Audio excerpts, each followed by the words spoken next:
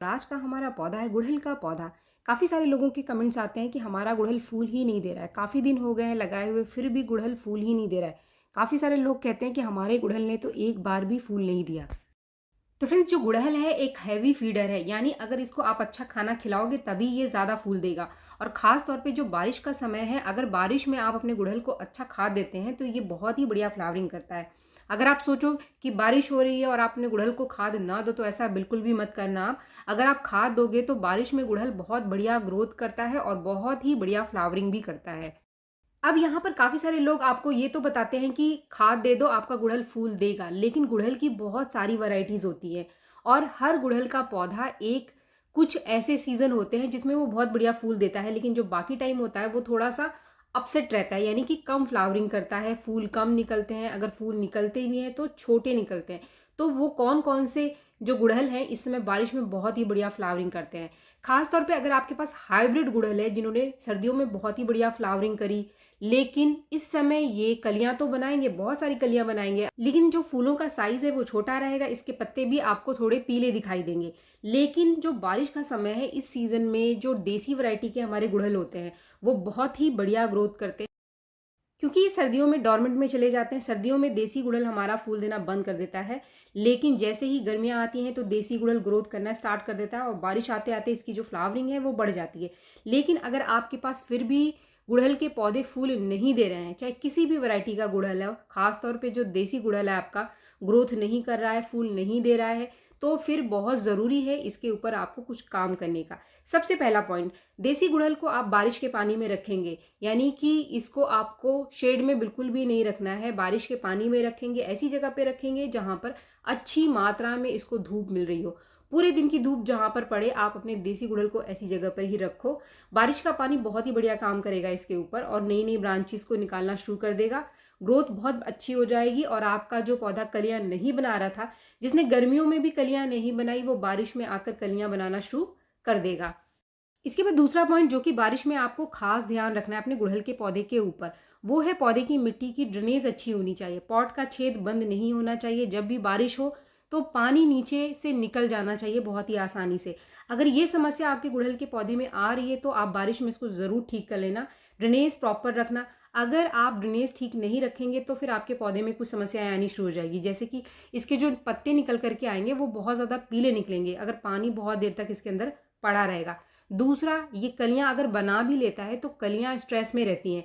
जिस भी पौधे की जो मिट्टी है बहुत गीली रहती है, पानी सही तरीके से नहीं निकलता है, तो कलियां स्ट्रेस में जाती हैं, जिससे कि जो गुड़हल की कलियां हैं वो खिलने से पहले ही गिर जाएंगी। तो आप इन दोनों बातों का ध्यान रखो। दूसरा ये भी होता है कि जब मिट्टी बहुत ज़्यादा गीली रहती है तो मिट्टी में कीड़े बन जाते हैं, तो हमेशा आप ड्रेनेज किसी भी पौधे का बारिश में ठीक करके रखें। अब तीसरा पॉइंट, अगर आपका गुड़हल अभी भी फूल नहीं दे रहा है, इसके अंदर बहुत लंबी लंबी ब्रांचेस हैं, जैसे कि आप ये वाला ब्रांच देख रहे हो, इसमें तो कली बननी शुरू हो गई है, लेकिन अगर आपके पास कोई ऐसी ही ब्रांच है जो लंबी लंबी पड़ी हुई है, बहुत दिनों से कोई फूल नहीं आ रहा है, तो आप इसकी थोड़ी थोड़ी प्रूनिंग कर दो, यानी ऊपर से आप इसको कट कर दो। जैसे कि आपको मैं दिखा देती हूँ कुछ पौधे जिसकी मैंने हाल फिलहाल में प्रूनिंग करी है, बहुत ही बढ़िया ग्रोथ निकल करके आई है।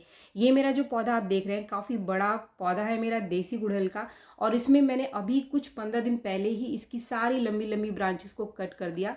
इसमें काफ़ी सारी नई ग्रोथ आ गई है। तो अब जितनी भी नई ग्रोथ आएगी, बारिश अभी स्टार्ट ही हुई है, कुछ ही दिन गुजरे हैं बारिश के, आने वाला जो अगस्त तक आपका देसी गुड़हल बहुत ही बढ़िया फूल देगा। आगे के जो महीने होते हैं जैसे कि सितंबर अक्टूबर में भी देसी गुड़हल बहुत ही बढ़िया फ्लावरिंग करता है। जब बहुत ज़्यादा सर्दियाँ स्टार्ट होती है तभी ये फूल देना बंद करता है। इसके बाद चौथा पॉइंट, इस समय बारिश में हमारा गुड़हल का पौधा बहुत ही बढ़िया ग्रोथ करता है, लेकिन इसके साथ ही इसके अंदर कुछ समस्याएं आनी शुरू हो जाती है। जैसे कि जैसे जैसे आपका पौधा नई ग्रोथ लेगा, कलियां बनाएगा, तो इसके ऊपर कीड़े, खासतौर पे मीली बग मॉइस्चर की वजह से बहुत ज़्यादा लगने शुरू हो जाते हैं। अब मीली बग को ख़त्म करने के लिए आप रेगुलर नीम के तेल का स्प्रे अपने पौधों के ऊपर करते रहें। जब तेज़ धूप ना हो तभी आपको स्प्रे करना है, तेज़ धूप में आपको बिल्कुल भी नहीं करना। अगर आपके पास घर के अंदर बेकिंग सोडा है तो आप बेकिंग सोडा का स्प्रे भी कर सकते हैं। 1/4 चम्मच बेकिंग सोडा को 1 लीटर पानी में घोल करके जो भी कलियां और टहनियां जिनके ऊपर मीली बग लग रहा है उनके ऊपर आप स्प्रे कर सकते हैं। इसके साथ ही जब भी बारिश रुके, बीच बीच में धूप हो, तो आप मिट्टी की थोड़ी सी गुड़ाई करें और मिट्टी को थोड़ा सा सूखने दीजिए, वरना इससे मिट्टी में कीड़े बन जाते हैं जो कि पौधे को नुकसान पहुंचाते हैं। अगर आपके पास नीम खली का पाउडर है तो आप अपने हर गुड़हल के पौधे में 1 चम्मच नीम खली का पाउडर दे सकते हैं। नीम खली का पाउडर पौधे की मिट्टी में कीड़े लगने से बचाता है।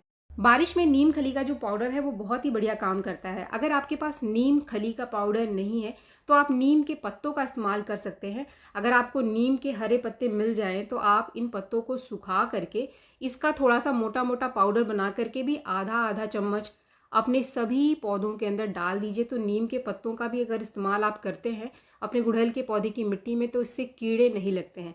अपने सभी पौधों में आप नीम के पत्तों का इस्तेमाल कर सकते हैं। इनके पत्तों को सुखा करके आप इसका पाउडर बना करके इस समय बारिश में अपने सभी पौधों को दे सकते हैं। इससे मिट्टी के अंदर किसी भी तरीके का कोई कीड़ा नहीं बनता है, क्योंकि काफ़ी सारे लोगों के जो पौधे होते हैं उनकी मिट्टी में बारिश में कीड़े बन जाते हैं।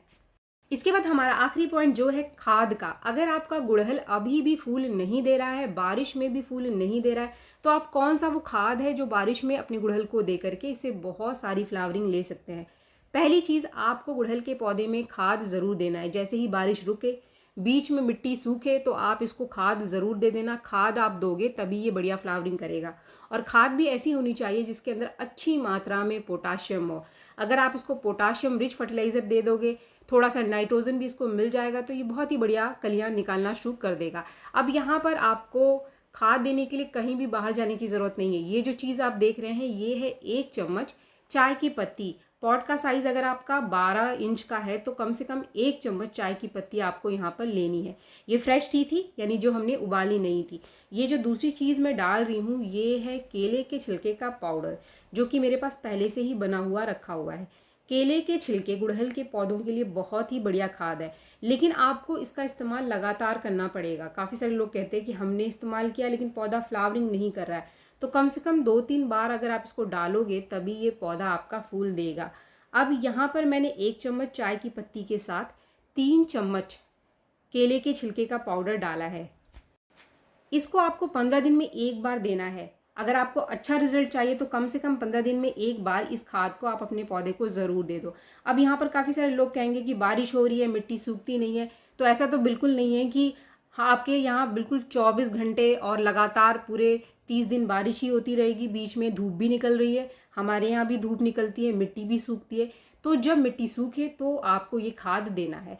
अब जो दूसरा खाद मैं आपको बता रही हूँ, मान लीजिए कि आप पहला वाला खाद नहीं दे पा रहे हैं तो आप इस दूसरे वाले खाद को दे सकते हैं। इसमें आपको लेना है 1 चम्मच कॉफ़ी पाउडर।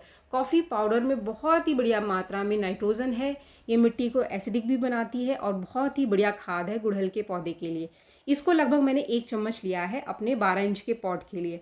अब इसके साथ मान लीजिए कि आपके पास केले के छिलके का पाउडर नहीं है, आप नहीं बना पा रहे हो, तो आप प्याज के छिलकों का पाउडर बना सकते हो। प्याज के छिलके तो रोज ही आपके किचन में निकलते हैं, बस आप इनको थोड़ा सा सुखा लेना। जो ऊपर के सूखे छिलके हैं ना उनको लेना है आपको, गीले छिलकों को नहीं लेना है।